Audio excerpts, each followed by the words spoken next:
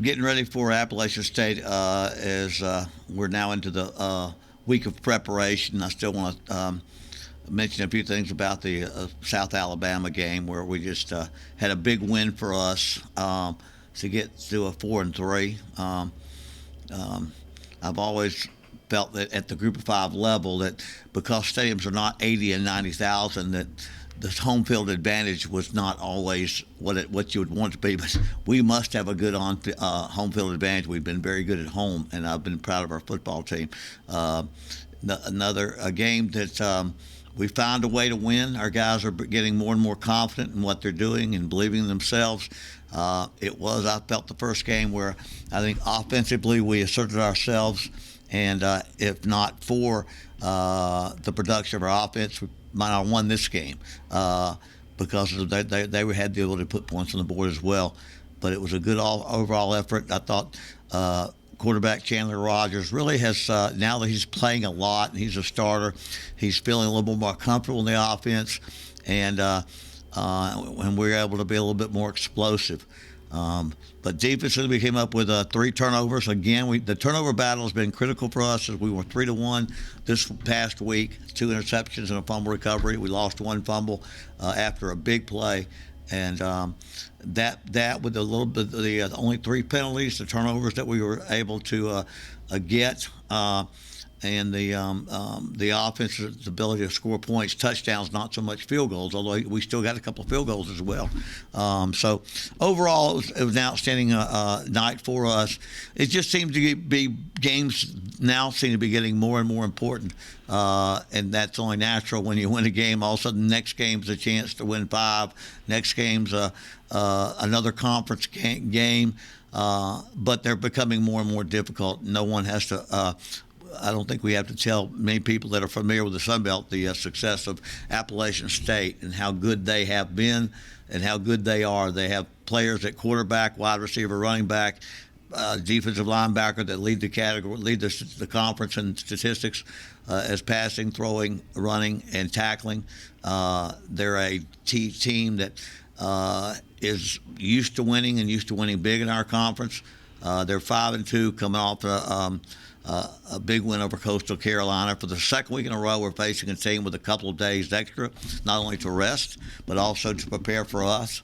And after the last few wins that we've had, we don't have the luxury of people just ignoring us altogether. I mean, obviously, this team is an outstanding team, favored by a bunch. We'll have to play an outstanding football game. They're well coached. They've got players at almost every position, and they play well at home. Not only they play at home, but they've got the 31,000 average that they have at home. They fill up to capacity. I think they said that they're in the top 5 in percentage of capacity stadiums in the country. And filling it up every single time they're at home. It's homecoming, and I'm sure we're homecoming for quite a few teams, but it's homecoming, and they will have a great crowd there for that game. But again, we'll start really working hard today in practice as getting into our Tuesday and Wednesday practice that we know we have to have a very tough practice. And we'll get right into that today. So anyway, it's awful fun. Fun's in the winning, and we've won some games, and so doesn't change the intensity and need to have a very tough, minded, hard-edged practice. But players practice better when they win, and so we'll have a good week of practice, I'm sure. Coach, at the beginning of the year, we asked about goals, we asked about expectations, and you didn't really want to, and good reason. Right. About wins. At 4 wins right now in the season, are you? I don't even know if surprised is the right word, but are you? Well, you know, I 4 wins so far in the season. I'm elated. I'm excited. I'm so proud of our players. Not so much that record stands out nationally or in our conference, but from where we came from and what our guys have gone through.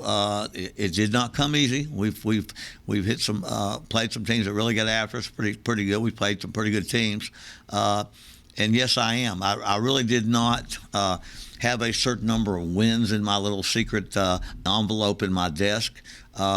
first year at one in this conference. You just want to win a couple of games, just make improvement to get toward where we want to go, and we still want to. So I think the biggest thing we can do is just one game at a time, try to be our best football team. I still think because most teams that we play, because of the super seniors that came back on winning successful programs, they're in a better position as far as people projecting them in the game against us. But our players know that for us to win, we have to practice hard and we have to be ready for a 60-minute ball game. There's not we don't have a lot of other options, and so that's going to be the case. But I really did not put a limit. I'm not satisfied with 4-3, and I'm not surprised at 4-3. But it makes you work even harder after getting those to want to get one more coming up this week. All your contacts across the country, what's been the response from some of your coaching colleagues? Well, they're very, congratulations. Sometimes they can pat you on the back too much as a coach, too. We've got a great bunch of players that have worked very hard, coaches, my assistants, but I think most people, ULM was at a low point in our career, in our program when we came in. So you knew you had a project that you had to work on. So again, I appreciate that. I've had some positive feedback from coaches in my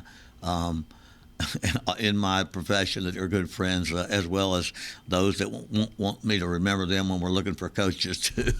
We always get those when you win. But anyway, no, it's been positive. Everybody knows that ULM did not win a game last year, and we're 4-3, and so a lot of people are patting us on the back, and I think that's a two-edged sword.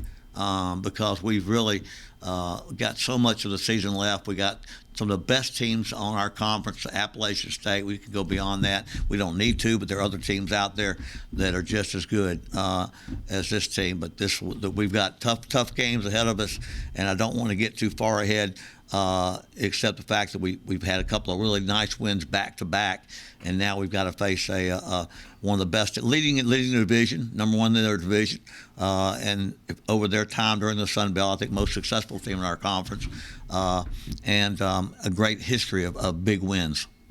Besides the progression of Chandler Rogers at quarterback, what's been the other big difference makers for you guys offensively? Well, the overall ability of our players to run the offense better. We have a style of play that not just the quarterback, and he is the key. He's got to throw it, he's got to run it, he's got to check off, he's got to know all the things he's doing. But everybody on that offense has to do their job. And I think when you have an offense that's not, you look at South Alabama, and offensively we're trying to stop them. When they got a quarterback and one wide receiver, if you're able to shut that down completely, that's a lot. I don't know that on offense we have one guy that is the guy you have to shut down, or else obviously our quarterback's had more success. But he is one that just his success is not just running the football and knowing when to, but also distributing the ball to a lot of different people depending on what the play dictates. And so I think I'm impressed with and proud of the improvement our offense has made, the consistency of our special teams.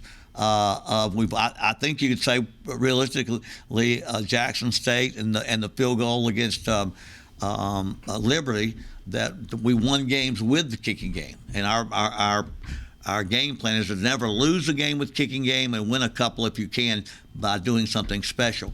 And so we've been able to do that. And so that kicking game and Callum Sutherland's ability to, our punter and our kicker punting, they're kicking and punting very well. And then our takeaway margin, our turnover margin is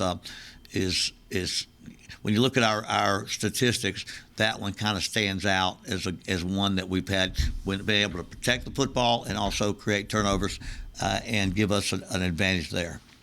As you mentioned, App State's a very difficult place to play. Afternoon game on Saturday. How do you guys kind of handle the logistics and then a capacity crowd? I know there's a good crowd in Kentucky, but it's the first time. Well, you're right. I mean, it was a great crowd at Kentucky. They're going to be sold out. They always are. It's their homecoming. A lot of activities. Sometimes that there could be more distraction for them than us in a week like that when you're doing so many things for that homecoming weekend.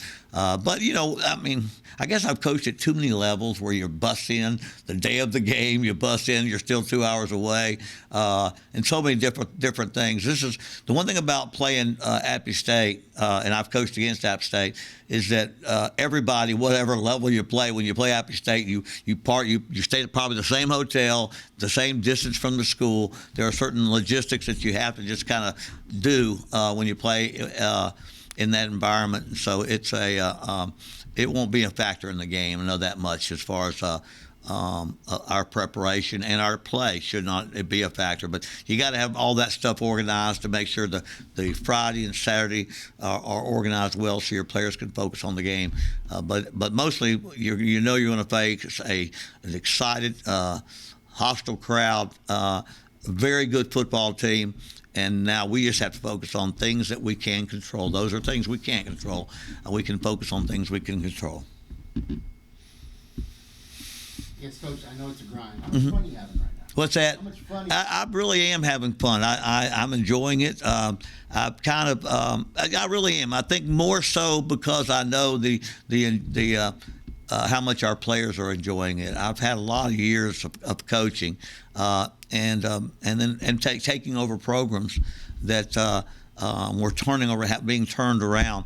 I just have. It's been a pleasure to watch our players first, and then our university, and then and really in our town it feels such a positive atmosphere. And again, it puts a little makes me feel a little more responsible because of recognizing how much it means to so many people to be successful here, and how tough it is to go win games when you're underdogs most every week. And each week it becomes a little bit more difficult. But I'm having a great time, and I kind of swore getting back into coaching after I'd been in broadcasting, I'd have a little different perspective than the first 15 years prior to my television. And fun is always in the winning. I don't know that if you ever get to where you like losing, you're probably need to get out of the business, or you can tolerate it too much. But it has been a special year so far. With the qualifier that each game now becomes even bigger because you see the possibility, and so we have to focus on one game, where we go with that one game, and getting our players to really sense the moment and the possibility of what they can do. And you can't let a Tuesday practice go by. You can't let a Wednesday practice go by that you don't have a great practice where you don't go all out. You had those become a little more apparent to me. It's awful fun working early and working late when you come off a win, though. I think that's kind of where you were going, and that is in this business. Working long hours is a lot more fun when you have a chance to be successful. I know you pointed out to the guys last week about being underdogs and still not getting that kind of respect. Yeah. Is that kind of a role that you guys are embracing now as a 4-touchdown underdog this week? Whatever it is, it's going to be something, the being an underdog. That's just where we are in the development of our program. And we have to take each game on its merits. I don't know if that's the being underdog is put out there by expert football players, or just people that follow football and maybe bet on football. I don't even understand how all that stuff goes, but I know it's been wrong enough times now. In 3 of our football games that we've won, we've been anywhere from 2-touchdown to 5-touchdown underdogs. So I think that's just part of where we are. People don't know enough about us.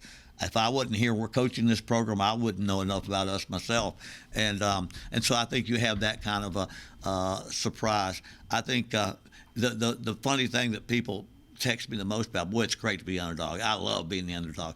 Well, it's okay as long as you're understand that you're young in your program. But if you don't learn how to win games and be a front runner, you're not going to get to the next level. But we're going to enjoy the underdog role as long as we can, and we can do nothing to change that except win football games. But eventually, if you get your program where you want to get it, to sustain success, they're not going to make you underdogs very long. Coach, we've talked about the growth of the offense, and if you remember back earlier, you talked about identifying playmakers. How much is it the element now that the deep threat is there? Chandler's proven he can throw the football deep, but the fact that he has spread the ball around, there's not one go-to guy. Yeah, and that's true. I don't know that's because everybody our offense is one that you need to go to a lot of different people, and you need to make sure you take what they give you. But I think it all goes back to the first few games that we played. We could not have positive first downs, and when you don't have positive first downs, you don't have an easy second down call. You don't have an easy third down call. But when you're making yardage on first down or even second and tens, when you've tried something, you can throw in more explosive play calls. You give your team players a chance to make a big play. But it starts with being successful on first down, knowing that you can pick up a certain amount of yardage. And then you can call plays that have an opportunity to make big plays.